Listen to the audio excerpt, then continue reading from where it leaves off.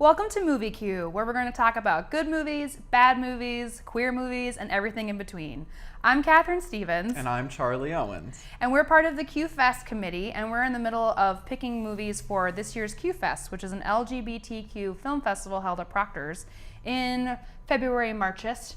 Changes every year. Yeah, around that time. Around-ish. Late winter, early spring. Yes. But right now we are currently watching all the films that have been submitted so far. Yes. We're still taking submissions, especially from local filmmakers. We're really excited about what we've seen so far. Yeah. There are some I'm not so excited about, however. Yeah. One of them was one we found on Netflix that you found. Oh, yes. Yes. Oh, yes. There's this film called Struck by Lightning, which was written by Chris Colfer, and he also stars in it as the main character. And this is Kurt in Glee, right? Yes. Yeah, okay. He is that fashionable homosexual in Glee. And I guess he wrote a novel that he adapted into this film. It's his first time screenwriting, and I hated it. You hate it? You know, I hated it too. Welcome to Career Day here at the Counseling Center. I want to be the editor of The New Yorker and the youngest freelance journalist to be published in the New York Times, LA Times, and the Chicago Tribune. I wasn't going to watch it because I remember reading about it a couple of months ago, maybe even a year at this point, about how this book blew everybody's mind and they were like, this kid's amazing. Right. And then they were like, we're going to make it a movie, and it's filled with all these famous people. Right, Rebel Wilson. Yes, Rebel Wilson's great. Allison Janney is really good. Your dad tells me you're quite popular at school. Just don't be too hard on yourself. Personal space, man. Okay. Operation Clovergate's in effect. Christine Hendricks. Yep. And she's pregnant, so her boobs are even bigger. Yeah, but ow. Yeah. So, it's Dermot Mulroney. I always screw up Dylan Not McDermott. Dylan McDermott. It's Dermot Mulroney. But yeah, so all these really great character actors are in this movie. Right. So what didn't you like about it? Well, for one thing, I didn't like that the adult characters were portrayed in a really negative way. I understood where it was coming from because it seemed like everything the adult characters did was targeted at the teenagers, like the parents, and like there's a guidance counselor who is Angela from The Office. Yes. What is that actress' name? Do you know? I have no. I don't. I know. I think it's Angela Kinsey. Oh yes, it is. Yeah. So she plays the guidance counselor who like neglects to check in on this kid's college submission and ends up getting him unaccepted after he had been accepted because he didn't respond. Right. And like all these other things that seem unrealistic or just antagonistic to the high school students, and unfair. Yeah. What I disliked about it mostly was whose story is he trying to tell? So here's this actor who's known for being out and gay for a very long time, at a young age in Hollywood. Boom, he's out, he's gay. And he writes an asexual character who finds two gay students in a bathroom, making out and talking. I don't know, they're fully clothed. Standing face to face. Yeah. One of them has painted toenails. He's the real gay one. He's the drama king. Right. So he's already a stereotype of what it means to be gay in high school. Right. And he catches them in the bathroom and he's like, I'm going to blackmail you guys so you write for my newspaper. So here's this gay teen who struggled with that for years, and he's using it in his story to blackmail, to shame these characters. Exactly. I mean, at the same time, he uses heterosexuality to shame a cheerleader and the football coach who have sex or fool around, whatever. You were on ADD medication as a kid? I thought I was just really calm and mature for my age. I hid it in your food. I've been the president of the Writers Club, the editor of the newspaper, just to better my chances of getting into that school. Vicky, you have your weather report ready. Yeah, it's cloudy. It's been challenging. I mean, for him to be an asexual character wasn't a big deal for me. I mean, I think it's always good for gay actors to try and expand their horizons, not stay pigeonholed. Absolutely. But I thought it was odd that it came up in the story that being gay was a negative thing, and his character seemed to be the one who was enforcing that. Yeah. I feel like he has a responsibility. He lives in his normal life, like he has a responsibility to make life better for other gay teens. Right. You know, but it's interesting at the same time where you have other older Hollywood actors who refuse to come out. Right. It's been speculated for God knows how long that Kevin Spacey's gay. And then Sean Hayes, is he gay? Is he not gay? Clearly Sean Hayes was gay. But for some reason, people wanted him to come out and say it. Yeah. And I find that really interesting in filmmaking. And then at the same time, Neil Patrick Harris Is just out and fabulous. out and fabulous and plays the straightest Macho, guy. bro-y. Yeah, in How I Met Your Mother. And it's just always fascinating to me how people treat homosexuality, heterosexuality, in their personal life versus in their screen life. Right. You know, other character actors use homosexuality as a jumping start for an Oscar. Like Sean Penn with Milk. Right. You know. Right. And I don't know that was intentional, that he was like gunning for it. I don't know. I think he's gunning for it. Did you think so? I think like, so. you know how like some actresses ugly themselves up? Charlize Theron, absolutely. Male actors have to gay themselves up now.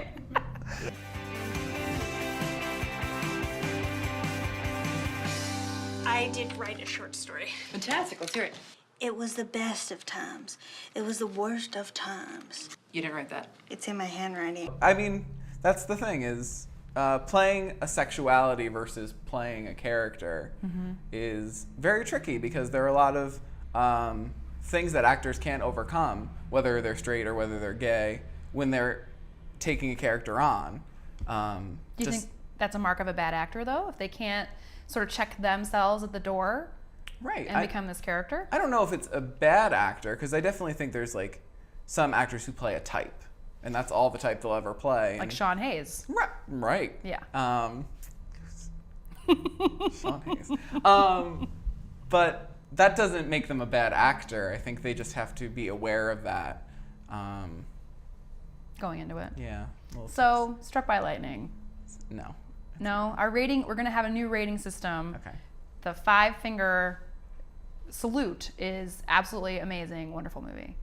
And then a 1-finger salute, terrible. So what are you going to say? I'm going to give it 1.5. 1.5. I'm going to give it 2. Oh, that's generous. I'm going to give it an A for effort.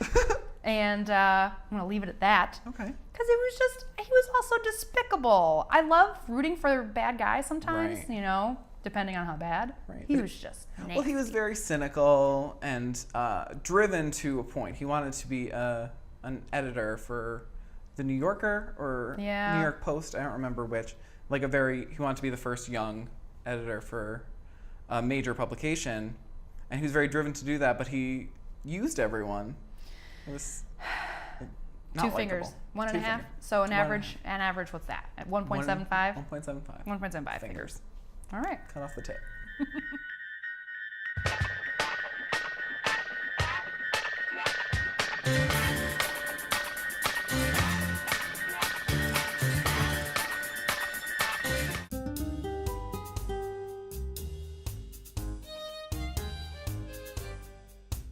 Venus in Fur, the Tony Award-winning Broadway smash, only at Capitol Repertory Theater. Hi, and welcome to our interview portion of Movie Q. I am Catherine Stevens, and I'm joined today by Michael Wiedrich of the Pride Center, who's going to talk to us about the gay soiree that the Pride Center is holding on February 8th.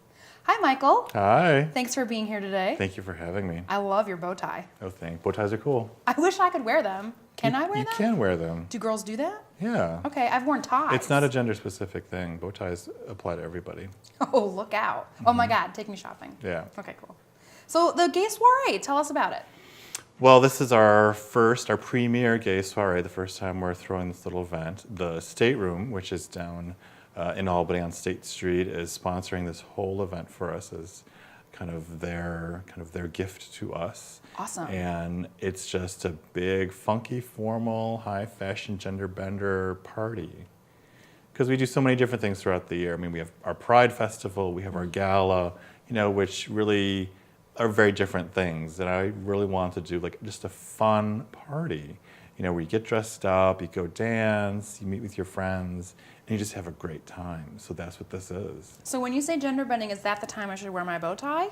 Yeah, you can do that. I wear my bow tie. See, I was kind of as part of queer cinema, I was watching this movie on Netflix called Christopher and His Kind, which is about the author Christopher Isherwood, who wrote the story that is the basis of the movie Cabaret. Okay. He's an Englishman that was living in Berlin, Germany in 1930s, right before World War II broke out. So he was going to all these cabarets and these underground clubs and, you know, meeting men, but also seeing performances and really experiencing the nightlife of that era. And when I saw this movie, I said, that's what I want to do. I want to do that sort of party. And that's And starring... that's with Matt Smith, who is Doctor Who. Yes. Oh, he's not Doctor Who anymore, but... He's not Doctor, the 11th Doctor, Matt Smith, in a tour de force performance. Amazing, really amazing. What's it called again? Christopher and His Kind. And His Kind. And His Kind. So that's what inspired the gay soiree. Yeah. So, okay, so wear whatever you want, Yep. dress up. So tickets. Tickets. Yes. How do tickets. you buy them? You can go online to capitalpridecenter.org and purchase them there. They're $45 in advance, $65 at the door. We also have a VIP package. Okay, what's that? Which gets you into the party an hour earlier and gives you unlimited wine for the first hour. Unlimited wine. Reds and whites? Reds and whites. What about a rosé? You can mix them together. I've done that with wine and beer. You can make...